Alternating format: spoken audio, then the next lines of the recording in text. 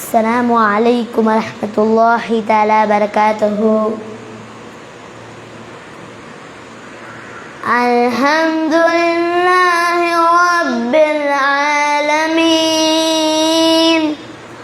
الرحمن الرحيم مالك يوم الدين إياك نعبد وإياك نستعين اهدنا الصراط المستقيم صراط الذين أنعمت عليهم غير المغضوب عليهم ولا الضالين آمين.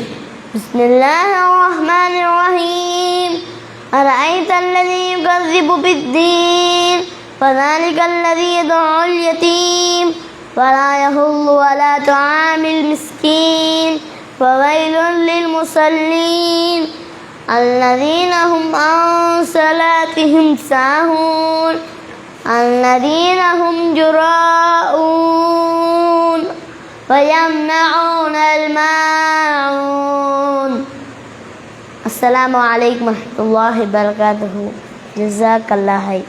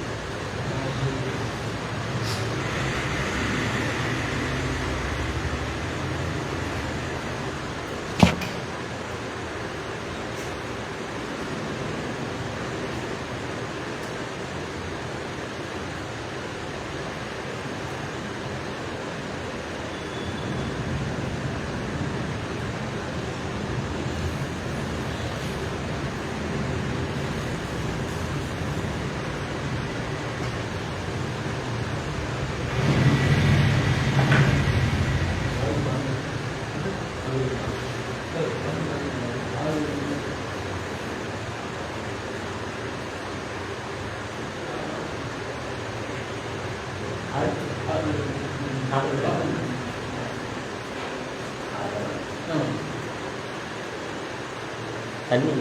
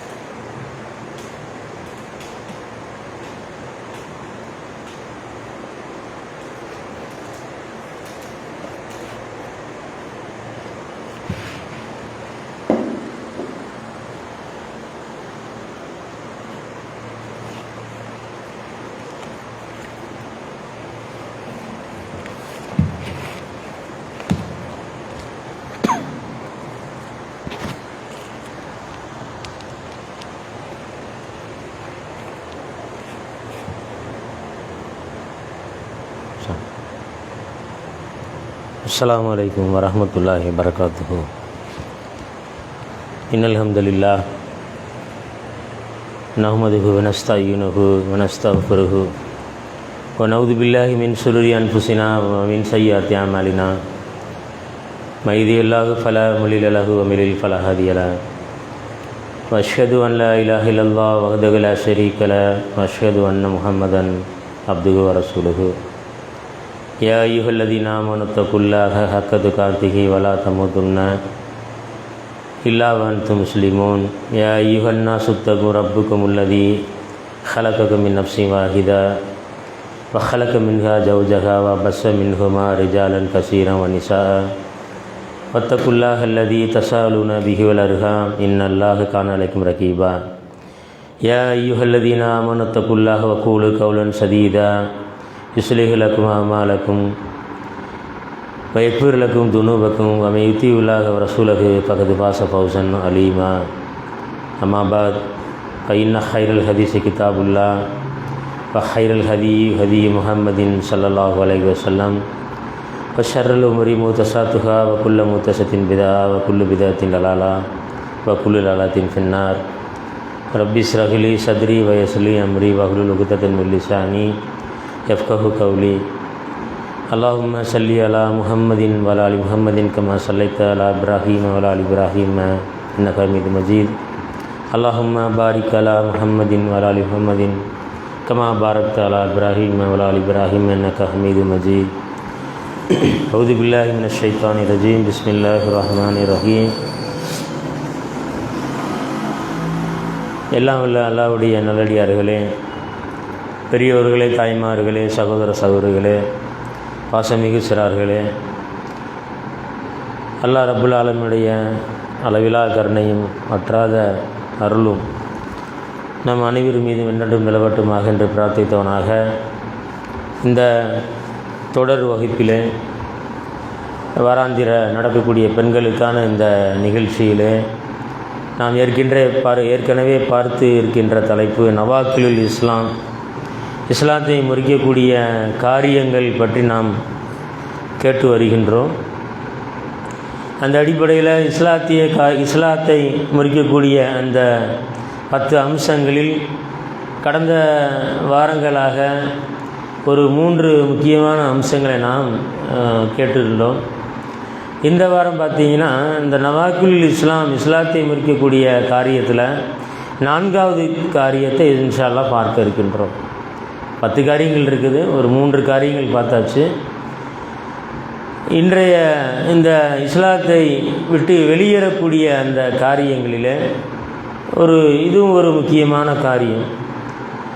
முகமது பின் அப்துல் வஹாப் ரஹிமல்லாஹு அவர்களுடைய அந்த நவாக்கிலுல் இஸ்லாம் புத்தகத்திலிருந்து அதனுடைய தமிழாக்கம் மௌலவி ஹசன் அலி உமர் எழுதக்கூடிய அந்த புத்தகத்தில் இருந்த கருத்துக்களை தான் நாம் வாரம் பார்த்து கொண்டு வருகின்றோம்.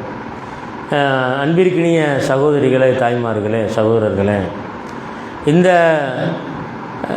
இஸ்லாத்தை முறிக்கக்கூடிய காரியங்களில் இந்த வாரம் நாம் என்ன பார்க்குறோம்னா 2 விஷயம்தான். இது ஒரு அடிப்படையான விஷயம். அதே போல் அல்லாஹ்வுடைய சட்டங்களை பற்றி இன்ஷா அல்லாஹ் பார்க்க இருக்கின்றோம். அல்லாஹ்வுடைய சட்டத்தை பற்றி மக்கள் மனதில் என்ன அபிப்பிராயங்கள் இருக்கின்றன, அல்லாஹ்வுடைய சட்டங்களை பற்றி இந்த மனிதர்கள் என்ன புரிந்து வைத்திருக்கின்றார்கள் என்ற ஒரு விஷயத்தை இறுதியாக இன்ஷா அல்லாஹ் பார்க்க இருக்கின்றோம். இன்றைய அந்த இஸ்லாத்தை முறிக்கக்கூடிய காரியத்தில் 2 விஷயம் என்னென்னு கேட்டிங்கன்னா, ஒருவர் அல்லாஹ்வுடைய தூதர் ஸல்லல்லாஹு அலைஹி வஸல்லம் அவர்களுடைய வழிகாட்டுதலை விட மற்றவர்களுடைய வழிகாட்டுதலை பரிபூர்ணமானது என்று நம்புகிறார்களோ, அல்லாஹ்வுடைய தூதர் மார்க்கத்தை ஒரு வழிகாட்டுதல் பண்ணியிருப்பாங்க. ரசூல் ஸல்லல்லாஹு அலைஹி வஸல்லம் அவர்கள் ஒரு கைடன்ஸ் காட்டியிருப்பாங்க. சஹாபாக்கள் பின்பற்றி நடந்தார்கள். உலகத்தில் எவ்வளோ மனிதர்கள் வாழ்ந்து மறைந்து விட்டார்கள். அந்த சரிதான வழிகாட்டுதலை பின்பற்றி எந்த ஒரு முஸ்லீமுடைய உள்ளத்தில் அல்லாஹ்வுடைய தூதர் இந்த மார்க்க விஷயம் என்று வரும் பொழுது அல்லாஹ்வுடைய தூதர் வழிகாட்டுதலை விட பிற மனிதர்களுடைய வழிகாட்டுதலாம் சிறந்தது, அல்லாஹ்வுடைய தூதர் ஸல்லல்லாஹு அலைஹி வஸல்லம் அவர்களுடைய அந்த வழிகாட்டுதலை விட பிற மனிதர்களுடைய வழிகாட்டுதல்கள் தான் பரிபூர்ணமானது என்று யார் நம்புகிறார்களோ அப்படி நம்பிக்கை உங்களுக்கு வந்துவிட்டால், அதாவது அல்லாஹ்வுடைய தூதருடைய கைடன்ஸ் மார்க்கத்தில் இதை விட இந்த மனிதருடைய கைடன்ஸ் சிறப்பு அப்படின்னு யாருடைய உள்ளத்தில் அந்த எண்ணங்கள் வந்து விட்டதோ இவர் என்ன செய்வார், குஃப்ருடைய செயலை விழுந்துடுவார். இவர் என்ன செய்வார், இஸ்லாத்தை விட்டு ஒரு வெளியேறக்கூடிய ஒரு சூழல் வந்துடும். இது ஒரு முதலாவது விஷயம். இது நல்லா நினைவில் வைத்துக் கொள்ளுங்கள். அப்போ வழிகாட்டுதல் என்று சொன்னால் மார்க்கத்தில் யாருடைய வழிகாட்டுதல் தான்? அல்லாஹ்வுடைய தூதர் ஸல்லல்லாஹு அலைஹி வஸல்லம் அவர்கள் மார்க்கம் என்று எதை நம்மளுக்கு கற்றுக் கொடுத்தார்களோ, எதை நம்மளுக்கு தெளிவுபடுத்தி சென்றிருக்கிறார்களோ அதுதான் என்னதுங்க, மார்க்கம், இஸ்லாமிய மார்க்கம்.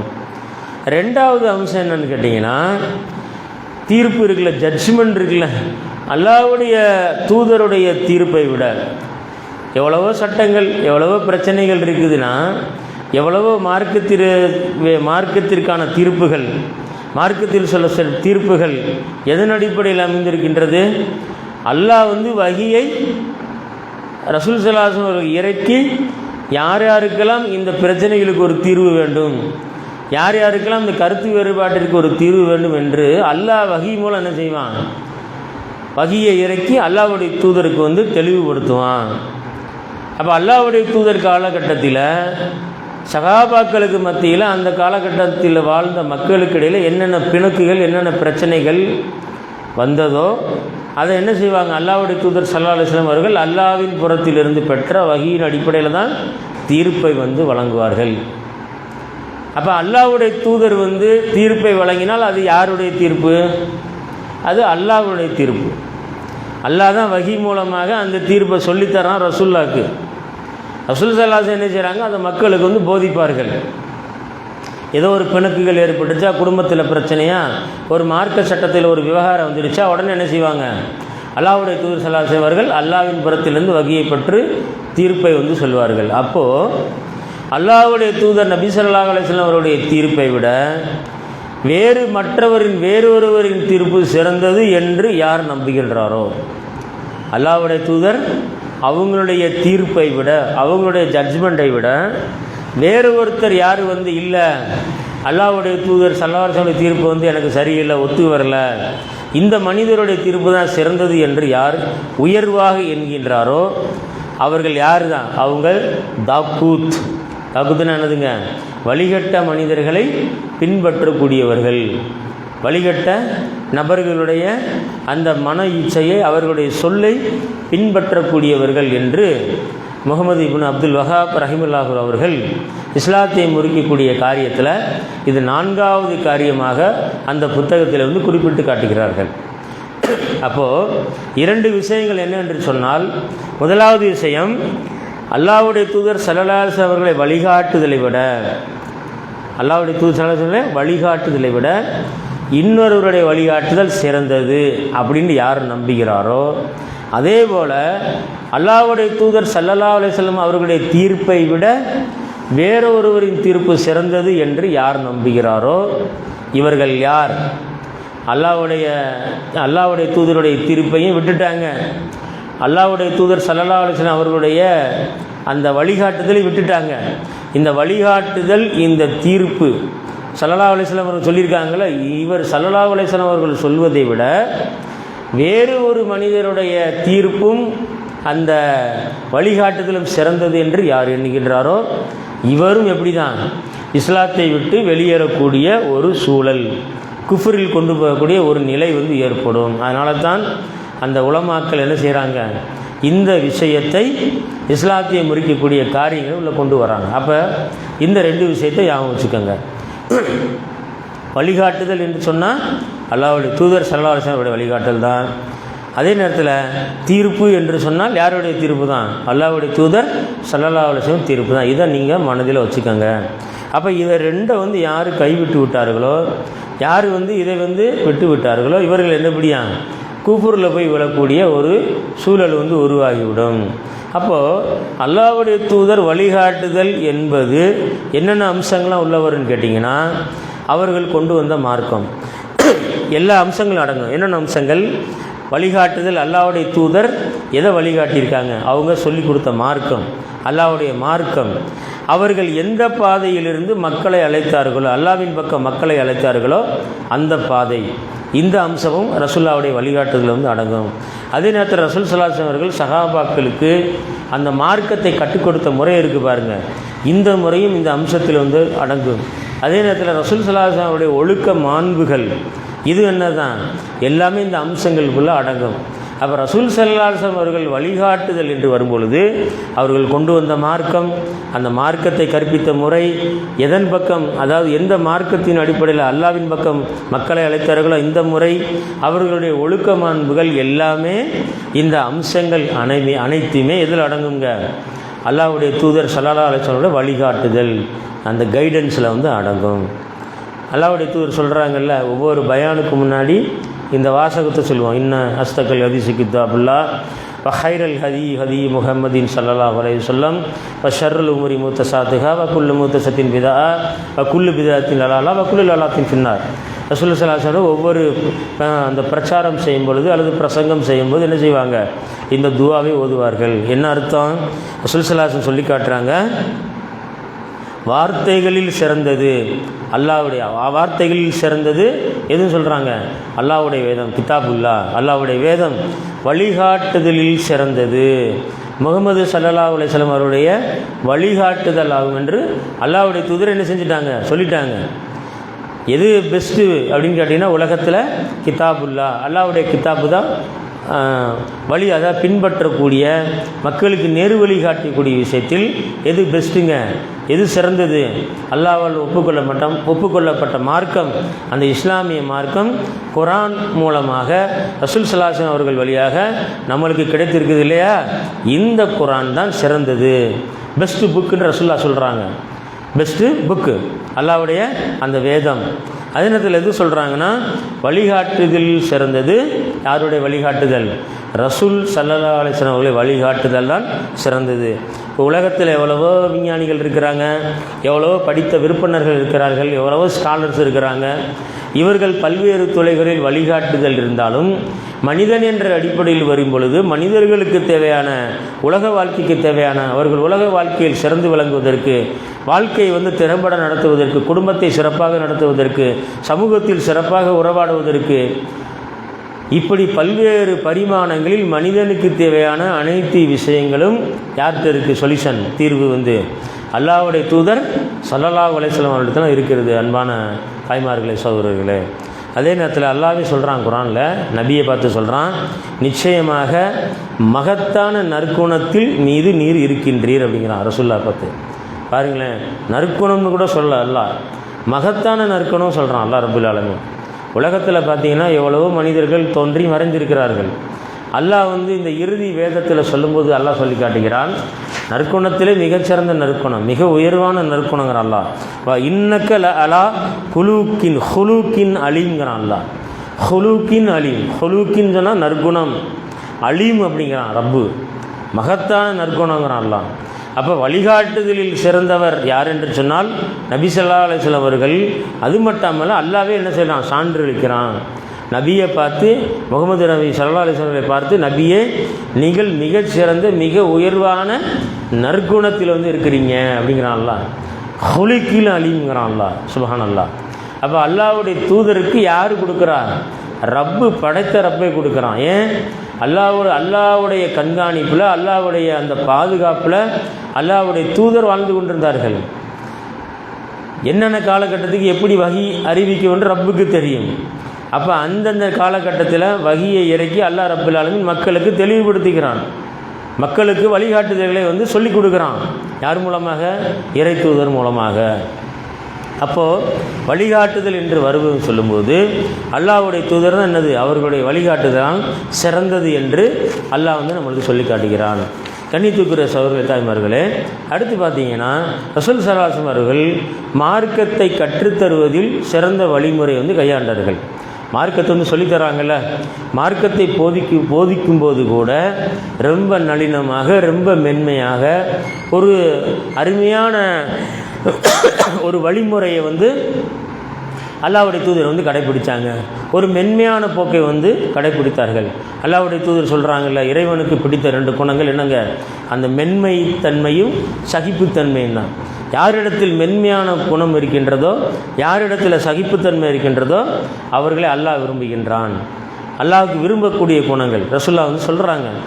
பாருங்களேன், ஆரம்ப காலகட்டத்தில் வஹி இறக்கப்படும் பொழுது அந்த மார்க்கத்தை போதிக்கக்கூடிய விஷயத்தில் கூட ரசூல் ஸல்லல்லாஹு அலைஹி வஸல்லம் எவ்வளவு தூரம் நடந்து கொண்டார்கள்.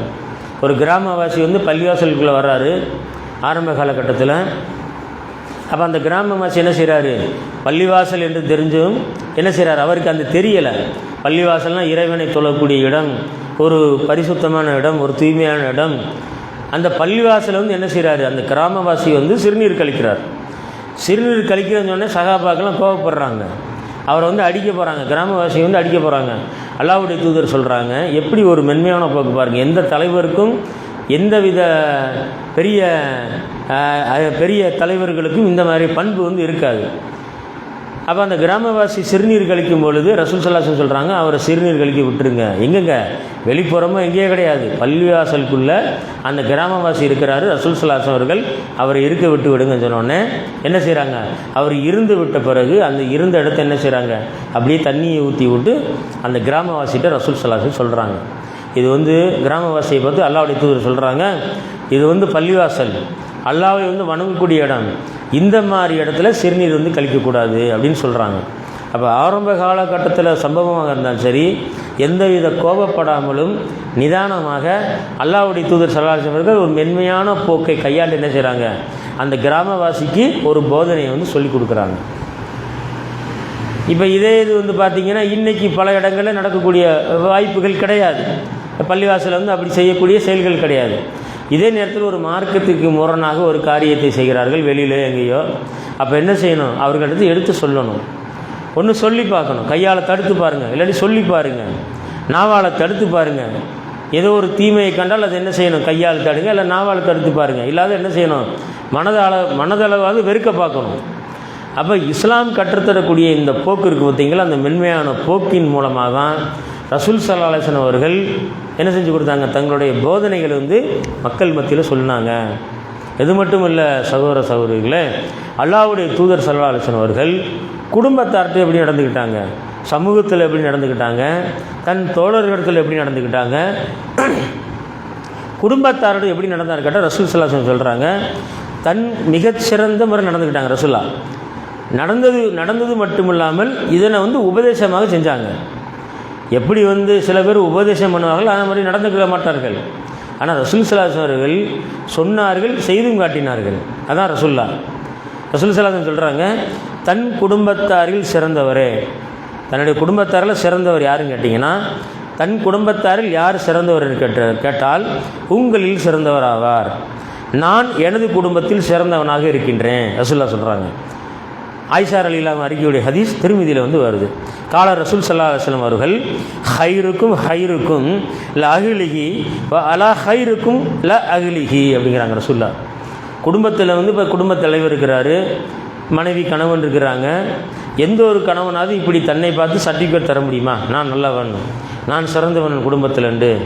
ஆனால் உலகத்திற்கு இறைத்தூதராக வந்த ரசூல்லா சொல்கிறாங்க, குடும்பத்தில் உங்களில் யார் சிறந்தவர் என்று சொன்னால் உங்களில் சிறந்தவர். உங்களில் யார் சிறந்தவர் தெரியுமா? Who is the best? யார் பெஸ்ட்டுன்னு கேட்டிங்கன்னா உங்கள் குடும்பத்தில் சிறந்தவராக இருக்கணும், குடும்பத்தில் நல்ல முறையில் நடந்து கொள்ளக்கூடியவராக இருக்கணும். நான் எனது குடும்பத்தில் நான் சிறந்தவனாக இருக்கிறேன் என்று அல்லாஹ்வுடைய தூதர் வந்து சொல்லி காட்டுறாங்க. இது யார் அறிவிக்கிறா? அவங்களுடைய மனைவி ஆயிஷா ரலியல்லாஹு அன்ஹா அறிவிக்கிறாங்க. அப்போது ரசூலுல்லாஹி சொல்கிறாங்கல்ல, சிறந்தவர் யார் என்று சொன்னால் உங்கள் மனைவியரிடத்தில் சிறப்பாக நடந்து கொண்டவர். உங்கள் மனைவியரிடத்தில் சிறப்பாக யார் நடந்து கொள்கிறாரோ அவர் தான் மனிதர்களில் சிறந்தவர்கிறார். வேறு யாரும் சர்டிஃபிகேட் நம்மளுக்கு தர வேண்டாம். என்னுடைய நண்பர்களோ என்னுடைய பணிபுரியக்கூடிய இடத்திலோ அல்லது வேறு உற்றார்களோ யாரும் சான்று தர வேண்டும் அவசியம் கிடையாது. மனைவி மாதிரி சர்டிஃபிகேட் கொடுத்தாலே போகிற நல்லவராக கெட்டவரா? அப்படி மனைவி மாதிரி சர்டிஃபிகேட் கொடுத்துட்டா அவர் தான் என்னது? மனிதர்களில் சிறந்தவர் என்று ரசூல் ஸல்லல்லாஹு அலைஹி வஸல்லம் சொல்கிறாங்க. கால ரசூல் ஸல்லல்லாஹு அலைஹி வஸல்லம் அவர்கள் ஹைருக்கும் ல அஹ்லிஹி வ அலா ஹைருக்கும் ல அஹ்லிங்கிறாங்க. அப்போது எப்படி அல்லாஹ் ரப்புல் ஆலமீன் நபியை பார்த்து, நபியை நீங்கள் உயர்ந்த குணத்தில் இருக்கிறீர்கள் என்று அல்லாஹ் சொல்கின்றானோ, அதே நேரத்தில் ரசூல் ஸல்லல்லாஹு அலைஹி வஸல்லம் அவர்கள் இந்த இஸ்லாமிய மார்க்கத்தை போதிக்கக்கூடிய விஷயத்தில் ஒரு மென்மை போக்கை கையாண்டார்கள். நளினமாக, ஒரு எளிமையாக, ஒரு அரவணைப்பு அன்புடன் என்ன செஞ்சாங்க? இந்த மார்க்கத்தை வந்து போதித்தார்கள் மக்களுக்கு. குடும்பத்தாரிடத்திலும் அப்படியே நடந்து கொண்டார்கள் என்று நாம் ஹதீஸ்களை வந்து பார்க்குறோம். அதே நேரத்தில் பார்த்திங்கன்னா ரசூல் ஸல்லல்லாஹு அலைஹி வஸல்லம் அவருடைய சிறந்த வழிகாட்டுதல்கள் என்று வரும்பொழுது, அதான் இந்த தலைப்புடைய 2 டாபிக் சொன்னேன், 2 விஷயம் சொன்னேன். ஒன்று என்னது? வழிகாட்டுதல் என்று சொன்னால் ரசூல் ஸல்லல்லாஹு அலைஹி வழிகாட்டுதல். தீர்ப்பு என்று சொன்னால் ரசூலுல்லாஹுடைய தீர்ப்பு தான் ஃபஸ்ட்டு இம்பார்ட்டன்ஸ். அப்போது வழிகாட்டுதல் என்று சொல்லும் பொழுது எதிலெல்லாம் வழிகாட்டியிருக்காங்க ரசூல்லா? அல்லாஹ்வை வணங்கக்கூடிய விஷயத்தில் ரசூல்லா வழிகாட்டியிருக்கிறாங்க. எப்படி தக்வாவுடன் வாழணும், எப்படி இறையச்சத்துடன் வாழணும் ரசூல் ஸல்லல்லாஹு அலைஹி வஸல்லம் அது வழிகாட்டியிருக்கிறாங்க. பிற மனிதர்களுடைய உரிமைகளை பேணக்கூடிய விஷயத்தில் வழிகாட்டுதல் அல்லாஹ்வுடைய தூதர் சொல்லியிருக்கிறாங்க. அழைப்பு பணி, அல்லாவின் மார்க்கத்தின் பக்கம் அழைக்கக்கூடிய விஷயம் ரசூலுல்லாவுடைய வழிமுறை என்ன, அவருடைய கைடன்ஸ் என்ன, சகிப்புத்தன்மையில் எப்படி ரசூலுல்லாஹ் நடந்துக்கிட்டாங்க, மார்க்கத்தை பிறருக்கு கற்றுத்தரக்கூடிய விஷயம் ரசூலுல்லாஹ் எப்படி சொல்லிக் கொடுத்தாங்க. இப்படி எந்த ஒரு விஷயம் A to Z ஆனாலும் சரி, மார்க்கம் என்று வரும் பொழுது மார்க்கத்தில் சொல்லப்பட்ட அனைத்து விஷயங்களும், மார்க்கத்தில் சொல்லப்பட்ட எல்லா தகவல்களும், கருத்துகளும், எல்லா சட்டங்களும் பார்த்திங்கன்னா அது யார்கிட்ட இருந்து எடுக்கணும், அல்லாஹ்வுடைய தூதர் வழிகாட்டுதல் மூலமாக தான் எடுக்க முடியும். சகோதர சகோதரிகளே, இதை நன்றாக ஆழமாக பதிந்து கொள்ளுங்கள். அதே நேரத்தில் ஒரு மனிதர் இதெல்லாம் காற்றில் தூக்கி எறிந்து விட்டு, இதையெல்லாம் புறக்கணித்து விட்டு அல்லாஹ்வுடைய தூதர் ஸல்லல்லாஹு அலைஹி வஸல்லம் அவருடைய வழிகாட்டுதலில் குறைகளை கண்டால், அல்லாஹ்வுடைய தூதர் ஸல்லல்லாஹு அலைஹி வஸல்லம் வழிகாட்டுதல குறைகளை கண்டால், அல்லது ஒரு மனிதரை பின்பற்றி இவருடைய வழிகாட்டுதல் சிறந்தது என்று ஒருத்தர் நம்பினால் அவருடைய நம்பிக்கை குஃப்ர் ஆகும் என்று குஃப்ர் ஆகும். இதுதான் முகமது பின் அப்துல் வஹாப் ரஹ்மத்துல்லாஹி அவர்கள் சொல்லி காட்டுகிறார்கள். சகோதர சகோதரிகளே, இது முதலாவது விஷயம். அப்போ வழிகாட்டுதல் என்று வரும்பொழுது பார்த்திங்கன்னா அல்லாஹ்வுடைய தூதர் ஸல்லல்லாஹு அலைஹி வஸல்லம் வழிகாட்டுதல் தான். இரண்டாவது அம்சம் என்ன கேட்டிங்கன்னா, இஸ்லாத்தை முறிக்கக்கூடிய இந்த ரெண்டாவது அம்சம், நான்காவது காரியத்தில் இரண்டாவது அம்சம் என்னவென்று சொன்னால், அல்லாஹ்வுடைய தூதர் ஸல்லல்லாஹு அலைஹி வஸல்லம் தீர்ப்பு, அவங்க ஜட்ஜ்மெண்ட் சொல்லியிருப்பாங்க, தீர்ப்புகள் சொல்லியிருப்பாங்க. இந்த தீர்ப்புகளை யார் ஒருத்தர் மனமு ஏற்று உண்மையாக ஏற்றுக்கொள்கிறார்களோ, ஏன்னா அல்லாஹ்வின் புறத்திலிருந்து வஹீயின் அடிப்படையில் தான் அல்லாஹ்வுடைய தூதர் என்ன செய்வாங்க, தீர்ப்பை வழங்குவார்கள். அப்போ இந்த தீர்ப்பை யார் மனமும் ஏற்றுக்கொள்ளவில்லையோ அவர் உண்மையாக மூமினாக மாட்டார். யார் சொல்கிறாத? அல்லாஹ் சொல்கிறான் குர்ஆனில். அப்போ அல்லாஹ்வுடைய தூதர் அல்லாஹ்வுடைய புறத்திலிருந்து தூது செய்தியை எத்தி வைப்பதற்காகத்தான் அல்லாஹ்வுடைய தூதரை அனுப்பப்பட்டார்கள். வஹி யார் மூலம் ரசூலுல்லாஹ் மூலம் தான் வந்தது. அப்போ எந்த ஒரு பிரச்சனைகள் இருந்தாலும் சரி, எந்த ஒரு சட்டங்கள் இருந்தாலும் சரி, அல்லாஹ் ரப்புல் ஆலமீன் அந்த மார்க்கத்தை முழுமைப்படுத்துவதற்கு இறை தூதரை எடுத்துக்கொண்டான். இறை தூதரை மனிதர்களுக்கு அனுப்புனான். அல்லாஹ் குர்ஆனில் சொல்லி காட்டுகிறான், இன்னா அன்சல்னா இலைக்கல் கிதாப பில் ஹக்கிங்கிறான். அல்லாஹ் நாமே சத்தியத்துடன் உண்மையுடன் இந்த வேதத்தை இறக்கணும் என்று அல்லாஹ் சொல்லி காட்டுகிறான். நீ தகுக்கும பைனன் நாசி, யாருக்காக? மனிதர்களுக்காக, முஸ்லீம்களுக்காக இல்லை. யாருக்காக? மனிதர்களுக்காக. பைனன் நாசிங்கிறான் அல்லாஹ். பிமா அராக் அல்லாஹு வலா தக்கூனலில் ஹாயினீன்கிறான் அல்லாஹ் ரப்புல் ஆலமீன். இன்னா அன்சல்னா இலைக்கல் கிதாப பில் ஹக்கிங்கிறான் அல்லாஹ். இந்த வேதத்தை, இந்த கிதாபை சத்தியத்துடன் இறக்கி வச்சிருக்கிறேன். யாருக்கு? மனிதர்களுக்காக. அல்லாஹ் ரப்புல் ஆலமீன் சொல்கிறான், அந்நிசாங்கிற அத்தியாயத்தில் 105வது வசனத்தை சொல்லி காட்டுகிறான், அல்லாஹ் உமக்கு அறிவித்ததை கொண்டு. அல்லாஹ் உமக்கு அல்லாஹ் எதை உமக்கு அறிவிக்கிறான்? வஹியை அறிவிக்கிறான். யாருக்கு? அல்லாஹ்வுடைய தூதருக்கு. அப்போ அல்லாஹ் உமக்கு அறிவித்த அந்த தூதை கொண்டு மனிதர்களுக்கிடையே நீர் தீர்ப்பளிப்பதற்காக, மனிதர்களுக்கு நீங்கள் ஜட்ஜ்மெண்ட் பண்ணணும், தீர்ப்பு சொல்லுங்கள்.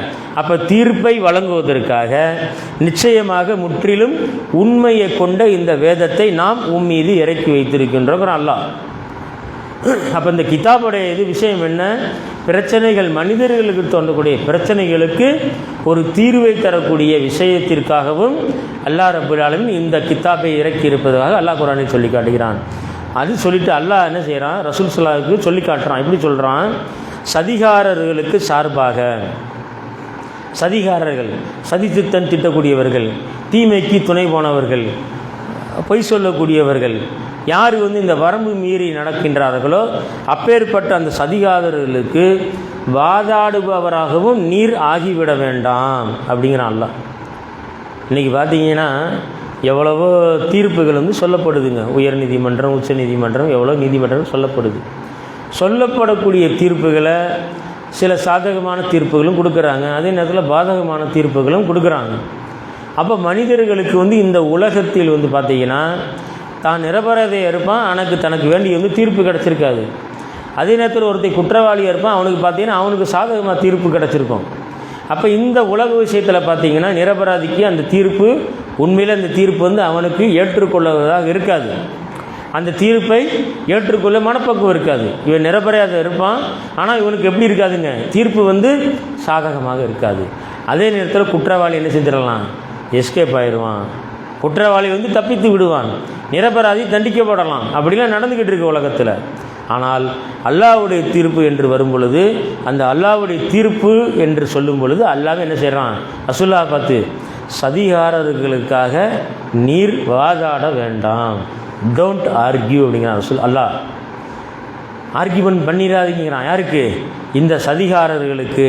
அவர்களுக்கு சார்பாக நீங்கள் என்ன செஞ்சிடக்கூடாது நபியே, நீங்கள் வாதாடிடக்கூடாது அப்படிங்கிறான் அல்லாஹ் ரப்பல் ஆலமீன். அப்போ அதாங்க மார்க்கம், இஸ்லாமிய மார்க்கம் அதான். அல்லாஹ் சொல்லி காட்டிக்கிறான். அன்னிஷால 65வது வசனத்தில் அல்லாஹ் சொல்லி காட்டுகிறான். ஃபலா வ ரப்பிக்க லா யூமினூன, ஃபலா வ ரப்பிக்க லா யூமினூன ஹத்தா யுஹக்கிமுக ஃபீமா ஷஜர பைனஹும் சும்ம லா யஜீது ஃபீ அன்ஃபுஸிஹிம் ஹரஜம் மிம்மா கலைத்தங்கிற அல்லாஹ் ரப்பல் ஆலமீன். அன்னிசாங்கிற 4வது அத்தியாயத்தில் 105வது வசனத்தையும் 65வது வசனத்தையும் போய் படித்து பாருங்கள் வீட்டில் போய். அல்லாஹ் சொல்கிறான் பாருங்கள், ஃபீ அன்ஃபுஸிஹிம் ஹரஜம் மிம்மா கலைத்த அப்படிங்கிற அல்லாஹ் ரப்பல் ஆலமீன். வ யுஸ்ஸல்லிமு தஸ்லீமா அப்படிங்கிற அல்லாஹ் ரப்பல் ஆலமீன். அல்லாஹ் இந்த வசனத்தை சொல்லி காட்டும்போது தன் மீது சத்தியம் மட்டும் சொல்லி காட்டுகிறான். அல்லாஹ் பல குர்ஆனில் பார்த்தீங்கன்னா, முற்பகல் மீது சத்தியமாக, முன்னோக்கி செல்லும் இரவின் மீது சத்தியமாக அப்படின்னு சொல்லி நிறைய விஷயத்தில் சத்தியமாக சத்தியமாகன்னு சொல்லி அல்லாஹ் குர்ஆனில் சொல்லி காட்டுவான். ஒரு சில இடங்களில் குர்ஆனை பார்த்தீங்கன்னா அல்லாஹ் ரப்பல் ஆலமீன் சொல்லி காட்டுவான், உமது இரட்சகன் மீது சத்தியமாக நல்லா சொல்லி காட்டுகிறான்.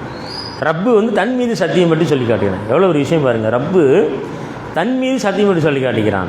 ஃபலா வ ரப்பிக்க அப்படிங்கிறான். ஃபலா வ ரப்பிக்க, உமது இரட்சகன் மீது சத்தியமாக அவர்கள் தங்களுக்குள் ஏற்பட்ட ஒரு சச்சரவில், தங்களுக்குள் ஏற்பட்ட ஒரு சண்டையில் உம்மை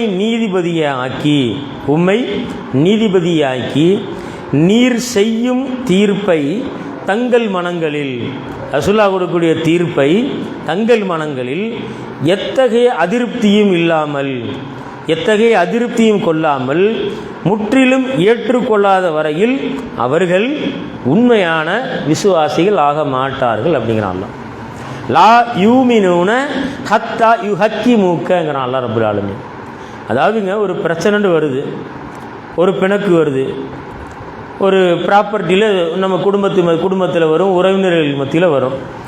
ஒரு பிரச்சனை வந்தால் என்னங்க செய்யணும்? நம்ம என்ன செய்யணும்? உடனே யோசிக்க மாட்டோம், எங்கே போயிடுவோம்? போலீஸ் ஸ்டேஷனுக்கு போயிடுவோம். உடனே எங்கே போயிடுவோம்? கோர்ட்டு அலைஞ்சிடுவோம்.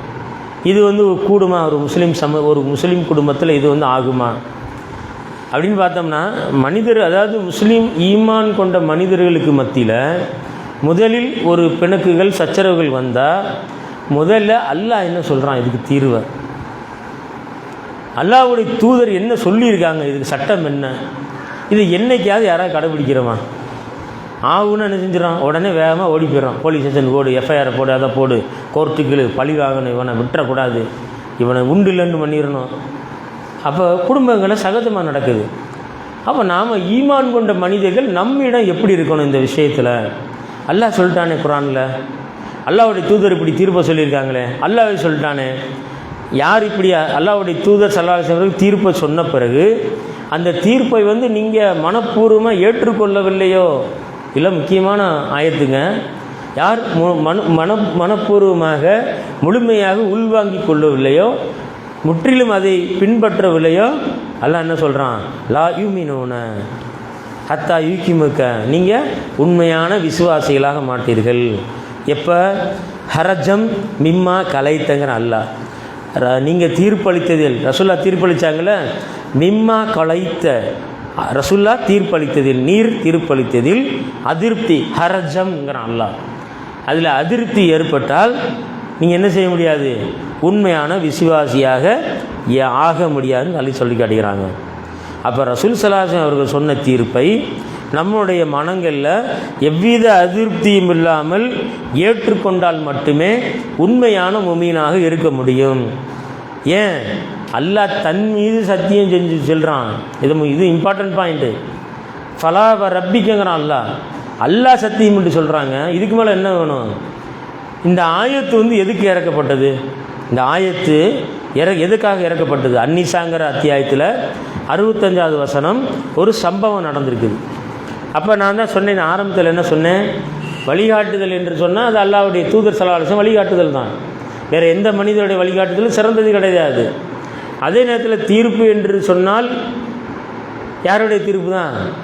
அல்லாஹ்வுடைய தூதர் என்ன தீர்ப்பாக சொல்கிறாங்களோ அதை ஏற்றுக்கொள்ளணும். இதுதான் ஒரு மூமினுக்கு அடையாளம். அதான் ஒரு மூமினாக ஆக முடியுங்கிறான் அல்லாஹ். அப்போ இந்த தீர்ப்பு என்று வரும்பொழுது ஒரு பிணக்கு ஏற்படுது. இந்த ஆயத்தில் அல்லாஹ் சொல்லி காட்டுறான். அப்போ என்னன்னா ஒரு சம்பவம் நடந்திருக்கு. என்ன சம்பவம் கேட்டால், தப்சீர் இப்னு கஸீரில் ஒரு சம்பவத்தை சொல்லியிருக்காங்க. இந்த ஆயத்துக்கு பின்னணி என்ன, இந்த வசனத்துக்கு பின்னணி என்ன, என்ன காரணம், அருளப்பட்ட காரணம் என்ன கேட்டிங்கன்னா, உங்களுக்கு சஹாபி, நல்ல ஒரு சஹாபி, அறிமுகமான சஹாபி ஜுபைர் ரலியல்லாஹு அன்ஹு. ஜுபைர் ரலியல்லாஹு அவங்க சஹாபி. இவங்க பார்த்தீங்கன்னா ஹர்ராண்டு ஒரு இடம்ங்க, ஹர்ராங்கிற ஒரு இடம். அந்த இடத்துல பார்த்தீங்கன்னா ஒரு வாய்க்கால் தொடர்பாக இங்கிட்டு சுபைர் ரலியல்லாஹு அவங்க தோப்பு வச்சுருக்கிறாங்க. இன்னொரு அன்சாரி தோழர் என்ன செஞ்சுருக்காங்க, தோப்பு வச்சுருக்காங்க. தோப்பு தின மரமோ ஏதோ ஈச்ச மரம், பேரிச்ச மரம்னு வைங்களேன், தோப்பு வச்சுருக்காங்க. இவரும் இந்த சகாபியும் தோப்பு வச்சுருக்காங்க. இப்போ என்னென்னு கேட்டிங்கன்னா, இவருடைய தோப்புக்கும் ஒரு வரப்பு, இடையில ஒரு வாய்க்கால் வரப்பு. தண்ணீர் வந்து ஒரு இடத்துலேருந்து, ஒரு தோப்பிலிருந்து வரப்பு வழியாக கடந்து இன்னொரு தோப்புக்கு வந்து செல்லும். அப்படி தண்ணீர் பாய்ச்சக்கூடிய விஷயத்தில் இந்த வரப்பு சண்டை, வாய்க்கால் சண்டைன்னு சொல்லுவாங்கள்ல, நடக்குதுல உலகத்தில் இன்றைக்கி.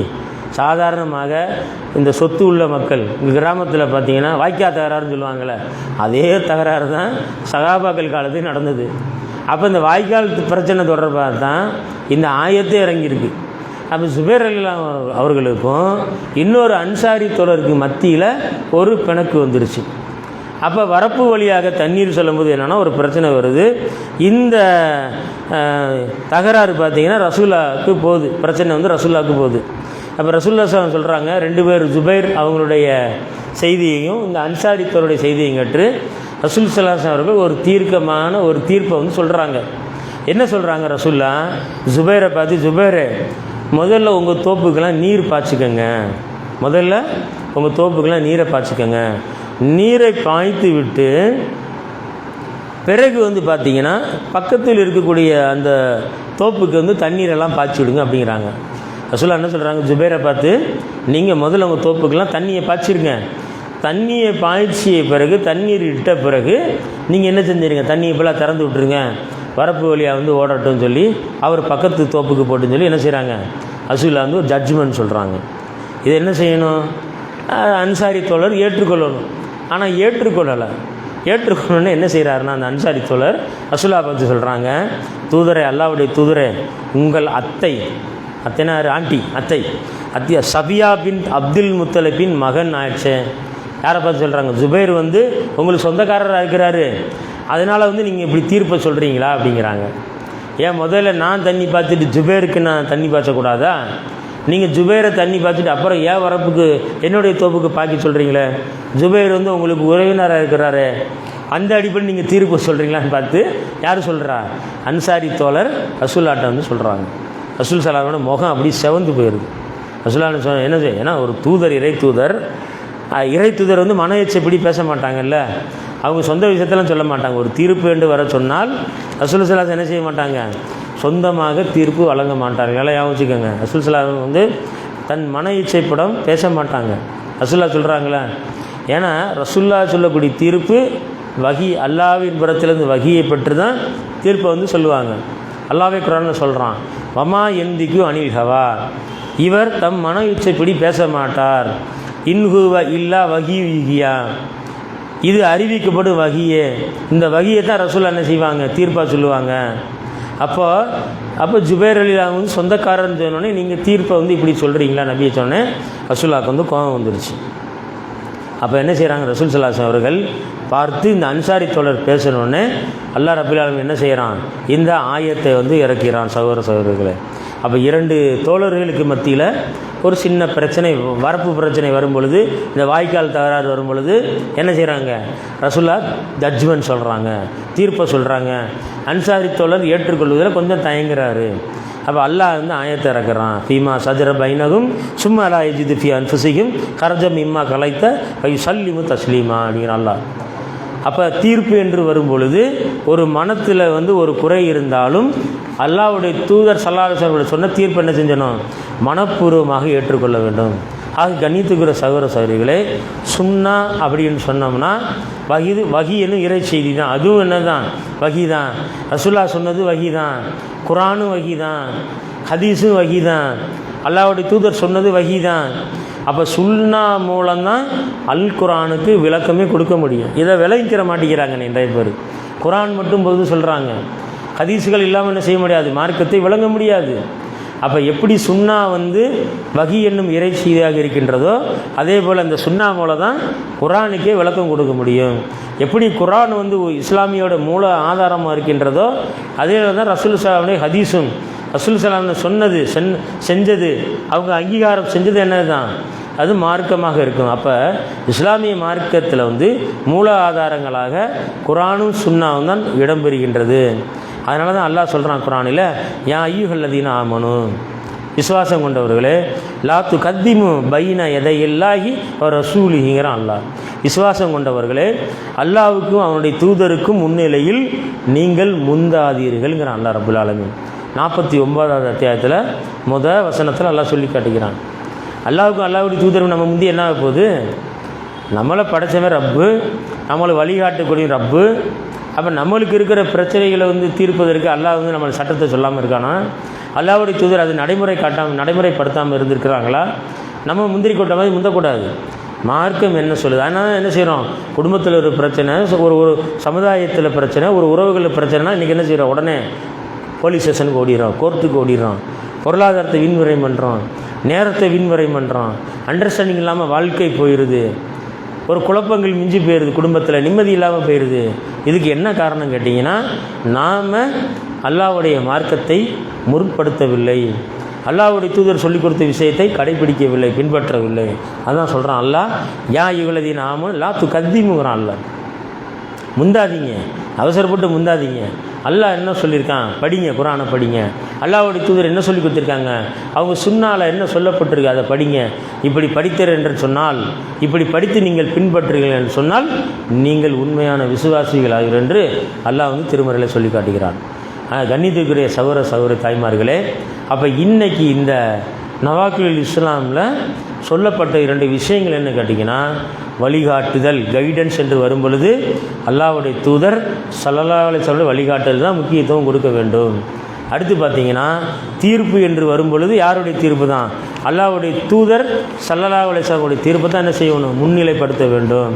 இதுதான் இந்த 2 காரியத்திலும் யார் பிற மனிதருடைய வழிகாட்டுதலின் தீர்ப்பையும் மனப்பூர்வமாக ஏற்றுக்கொள்கிறாரோ இவர் எதில் போய் விழுந்துருவார், குஃபுரில் போய் விழுந்துருவார். இதுதான் இன்றைய பாடம். இந்த நவாக்கில் இஸ்லாமில் 4வது காரியமாக சொன்ன விஷயம் என்னதுங்க, நல்லா ஞாபகம் வச்சுக்கோங்க. வழிகாட்டுதல் தீர்ப்பு என்று சொன்னால் அல்லாஹ்வும் அல்லாஹ்வுடைய தூதர் சொல்லி தந்தது தான். அதுதான் ஒரு மூமின் வந்து என்ன செய்யணும், உள்ளத்தில் வந்து எடுத்துக்கணும், உள்ளத்தை வந்து உள்வாங்கி கொள்ள வேண்டும். அடுத்து பார்த்தீங்கன்னா, அல்லாஹ் இறக்கி அருளாத சட்டங்கள் அடிப்படையில் தீர்ப்பளிப்பது. அல்லாஹ் ரப்புல் ஆலமீன் இறக்கி அருளாத சட்டங்கள் எப்படின்னு கேட்டிங்கன்னா, ஒரு சிலவர் என்ன செய்வாங்கன்னு கேட்டிங்கன்னா, ஒரு சில பாயிண்ட் மட்டும் சொல்கிறேன் இன்ஷா அல்லாஹ். ஒரு சிலவர் என்ன செய்வாங்கன்னு கேட்டிங்கன்னா, அல் குர்ஆனிலையும் சுன்னாவிலையும் சொல்லப்பட்ட சட்டங்கள் இதெல்லாம் என்னதுங்க, முந்தைய காலத்தில் வாழ்ந்த மக்களுக்கு தான், நம்மளுக்கெல்லாம் கிடையாது. இஸ்லாமிய மார்க்கத்துடைய சட்டங்கள் காட்டுமிராண்டித்தனமான சட்டங்கள். இது அந்த காலத்தில் வாழ்ந்தாங்க, அந்த காலத்துக்கான சட்டம் தாங்க. இந்த சட்டமெல்லாம் இந்த காலத்துக்கு பொருந்தாது. நம்மளாம் இதை பின்பற்ற வேண்டிய அவசியம் இல்லை. நாம் வந்து ஒரு நவீனமான கால சூழ்நிலை வந்து வசிக்கிறோம். அதனால் என்ன செய்கிறோம், மனிதர்களால் நாமே சட்டங்கள் இயற்றி மனிதர்களுக்கு தேவையான சட்டங்களை சொல்லி என்ன செய்கிறோம், அந்தவித சட்டங்கள் நாம் பின்பற்றணும் என்று சில மனிதர்கள் என்று என்ன செய்கிறாங்க, நினைத்து கொண்டு இருக்கிறார்கள். ஆனால் சகோதரர்களே, இஸ்லாமிய சட்டங்களை பொறுத்தளவு இன்றைய காலத்திற்கு பொருந்தாது என்று யார் சொல்கிறார்களோ, இஸ்லாமிய சட்டங்கள் யாருக்கு வந்து இப்போலாம் தேவையில்லைப்பா, இஸ்லாமிய சட்டங்களை கடைப்பிடிக்க முடியாது என்று யார் சொல்கிறார்களோ இவர்களும் என்ன தான் குஃபுரில் போய் விழுவாங்க. இவர்களும் இறை நிராகரிப்பில் போய் விழக்கூடிய ஒரு சூழல் வந்து உருவாகும், குஃபுரில் போய் விழுவாங்க. அதே நேரத்தில் தான் கியாமத்து நாள் வரையிலையும் இந்த இஸ்லாமிய சட்டத்தில் எந்தவித மாற்றங்களும் வராது. கியாமத்து நாள் வரைக்கும் என்ன தான் இதான், எந்த மாறுதலும் ஏற்படாது. கியாமத்து நாள் வரைக்கும் இதே சட்டங்கள் தான். அல்லாஹ் என்ன சொல்லிட்டான், அல்லாஹ்வுடைய தூதர் என்ன சொல்லி கொடுத்துட்டாங்க, கியாமத்து நாள் வரை இதான் இருக்குன்னு சொல்லி ஒரு முஸ்லீம் மனப்பூர்வமாக நம்ப வேண்டும். அப்படி மனப்பூர்வமாக நம்பாமல் வாயில் ஒன்று சொல்லிக்கிட்டு உள்ளத்தில் ஒன்று வச்சுக்கிட்டிங்கன்னா அது முனாஃபிக்தனம், நயவஞ்சகத்தனம். ஆக அல்லாஹ்வுடைய சட்டம் என்றும் எளிமையானவை தான். இது ஒரு விஷயமாக சொல்கிறாங்க. அதே நேரத்தில் பார்த்திங்கன்னா ரெண்டாவது விஷயம் என்ன சொல்கிறாங்கன்னா, இஸ்லாமிய சட்டத்தை பொறுத்தளவு குற்றவியல் சட்டங்கள், அந்த குற்றவியல் சட்டங்களை பார்த்தீங்கன்னா காட்டுமிராணித்தனமான சட்டங்கள் என்று என்ன செய்கிறாங்க, விமர்சனம் செய்கிறாங்க. ஒரு சில நேரத்தில் என்ன செய்கிறாங்க, உலகத்தில் ஏதாவது ஒரு சம்பவம் நடந்தால் அவர்களே அறியாமல் இதுக்கு தீர்வு இஸ்லாமிய சட்டம் தாங்க, இஸ்லாமிய சட்டப்படி தண்டித்தா தான் ஒரு நியாயமான தீர்ப்பு கிடைக்குன்னு சொல்லி அவர்களே அறியாமல் சில மனிதர்கள்லாம் சொல்லியிருக்கிறாங்க உலகத்தில். ஆனால் இன்னொரு புறம் பார்த்திங்கன்னா அப்படி சம்பவங்கள் நடக்காத போது என்ன செய்வாங்க, விமர்சனம் செய்யக்கூடிய காட்சியை பார்க்குறாங்க. இஸ்லாமிய சட்டம் அறிவுக்கு பொருந்தாத சட்டம், காட்டுமிராணித்தன சட்டம். இப்படி யார் இந்த விமர்சனத்தை செய்வார்களோ, இப்படி முஸ்லீமாக இருந்து கொண்டு யார் இந்த மாதிரி விமர்சனத்தை வைக்கிறார்களோ அவர்கள் எப்படி தான் குஃபரை உள்ளத்தில் மறைத்து வைத்திருக்கக்கூடிய நயவஞ்சகர்களாகத்தான் அவர்கள் இருப்பார்கள். அப்போ அல்லாஹ்வுடைய சட்டத்தை நீங்கள் ஏற்றுக்கொள்ளணும், மனப்பூர்வமாக ஏற்றுக்கொள்ள வேண்டும். அப்போ சட்டம் பொருந்தாது, இந்த காலத்துக்கு தேவையில்லை, இரு வித்தியாசமான சட்டம், பொருந்தாத சட்டம் என்று எப்படி உங்கள் உள்ளத்தில் வந்துருச்சோ அப்போயே நம்மளோட நிஃபாக் வந்துருங்க, உள்ளத்தில் குஃப்ர் வந்துடும். இந்த நிலையிலேருந்து அல்லாஹ் ரப்புல் ஆலமீன் நம்மை பாதுகாக்க வேண்டும். அதே நேரத்தில் பார்த்தீங்கன்னா இன்னொரு சில பேர் சொல்லுவாங்க, அல்லாஹ் இறக்கிய சட்டங்களின் அடிப்படையிலும் தீர்ப்பு வழங்கலாம். அல்லாஹ் சில சட்டத்தை சொல்லியிருப்பான், அந்த சட்டத்தின் அடிப்படையும் தீர்ப்பை வழங்கலாங்க. அதே நேரத்தில் மனிதன் இயற்றிய சட்டங்களின் அடிப்படையிலும் தீர்ப்பு வழங்கலாம். இப்படி சில பேர் நினைப்பாங்க. அல்லாஹ்வுடைய சட்டத்துப்படியான தீர்ப்பு சொல்லலாம், மனிதன் இயற்றியிருப்பாங்களே இவர்கள் இயற்றிய சட்டங்களின் அடிப்படையில் என்ன செய்யலாம், தீர்ப்பு சொல்லலாம் என்றும் சில மனிதர்கள் செய்வாங்க. அப்போ இந்த இரண்டு விஷயம் என்று வரும் பொழுது, இந்த இரண்டு விஷயம் அல்லாஹ்வுடைய சட்டம் மனிதனுடைய சட்டம் என்று வரும் பொழுது நமது விருப்பத்திற்கு ஏற்ப தீர்ப்பு வழங்கலாம் என்று சொல்கிறார்கள். அப்போ இப்படி ஒரு கூற்று, இப்படி ஒரு ஸ்டேட்மெண்ட்டை சொல்லவர் இதை என்ன செய்வான், இஸ்லாத்தை விட்டு ஒரு வெளியேறக்கூடிய சூழலை உருவாக்கிவிடும். அல்லாஹ் இறக்கிய சட்டத்தின் அடிப்படையில் தான் ஒரு முஸ்லீம் செயல்படுவது கட்டாய கடமை. அதனால தான் ஒரு முஸ்லீம் தனது விருப்பத்திற்கு ஏற்ப செயல்படுவதற்கு அனுமதி இஸ்லாத்தில் இல்லை.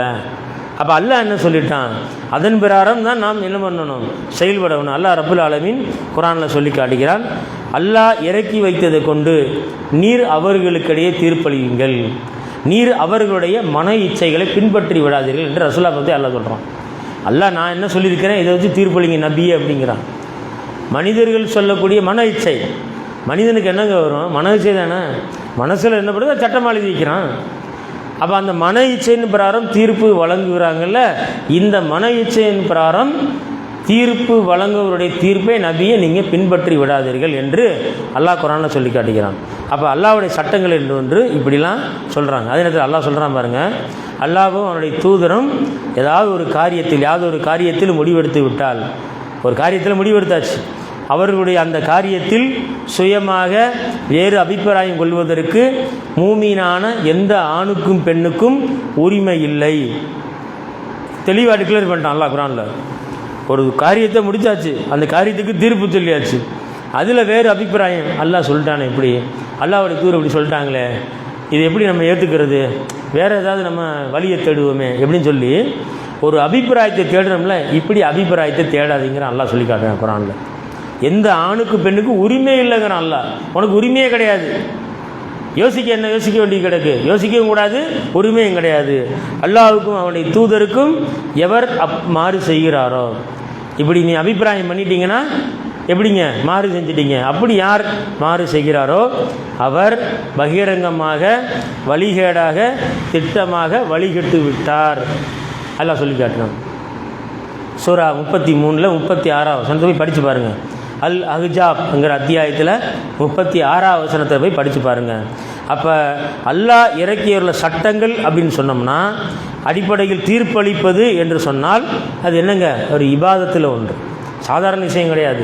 அல்லாஹ்வுடைய அந்த வணக்கத்துடைய வகைகளில் ஒரு விஷயந்தான். அல்லாஹ்வுடைய தீர்ப்பு, அல்லாஹ்வுடைய ரசூல் ஸல்லல்லாஹு அலைஹி வஸல்லம் தீர்ப்பை நம்ம உறுதியாக ஏற்றுக்கொண்டோம்னா இது என்னதுங்க, இபாதத்தில் ஒரு வகையாக உலமாக்கள் வந்து சொல்லி காட்டுகிறார்கள் சகோதரர்களே. ஆக கணித்துக்கிற சகோதர சகோதரிகளே, இந்த வாரம் நான் பார்த்த அந்த இஸ்லாத்தை வெளியிட்டு காரியத்தில் அதாவது தீர்ப்பு மற்றும் வழிகாட்டுதல் என்று வரும்போது ப்ரிஃபரன்ஸ் முக்கியத்துவம் யாருக்கு தான், முன்னுரிமை யாருக்கு தான், அல்லாஹ்வுடைய தூதர் சொன்னது தான், அல்லாஹ் சொன்னது தான், அல்லாஹ்வுடைய தூதர் சொன்னது தான். அதே நேரத்தில் அல்லாஹ்வுடைய சட்டங்களை பற்றி பொதுபோக்காக இருந்துடக்கூடாது. அந்த அல்லாஹ்வுடைய சட்டத்தை கியாமத்து நாள் வரையும் நாம் மரணிக்கிற வரையிலும் இந்த சட்டம் தான் நம்மளுக்கு பொருந்தக்கூடியது, இதான் நம்ம பின்பற்ற முடியும். வேறு எந்த சட்டமும் நியாயம் இருக்காது, அது அநியாயங்கள் இருக்கும். மனித சட்டங்கள் அனைத்தும் கற்பனை தான். அப்போ இப்படி ஒரு நம்பிக்கை யார் மேற்கொள்கிறாரோ அப்படி நம்பிக்கையை மேற்கொள்ள வேண்டும், மரணிக்கிற வரை மேற்கொள்ள வேண்டும். அப்படி இருந்தால் தான் நாம் உண்மையாக விசுவாசி ஆக முடியும். வேறு எந்த சிந்தனைகள் மன இச்சைகள் நம்ம உள்ளத்தில் வந்துவிட்டால் நம் இஸ்லாத்தை விட்டு வெளியேறக்கூடிய ஒரு சூழ்நிலை உருவாக்கிடும். அல்லாஹ் ரப்புல் ஆலமீன் அந்த குஃப்ரான செயல், நயவஞ்சக செயல், அந்த மாதிரி எண்ணங்களை விட்டு நம்மை என்ன செய்யணும், அல்லாஹ் ரப்புல் ஆலமீன் பாதுகாக்க வேண்டும் கூறிக்கொண்டு இந்த உரையை நிறைவு செய்கிறேன். பாகிறது அவன் அல்ஹம்துலில்லாஹி ரப்பில் ஆலமீன். அஸ்ஸலாமு அலைக்கும் வரஹ்மத்துல்லாஹி வபரகாத்துஹு.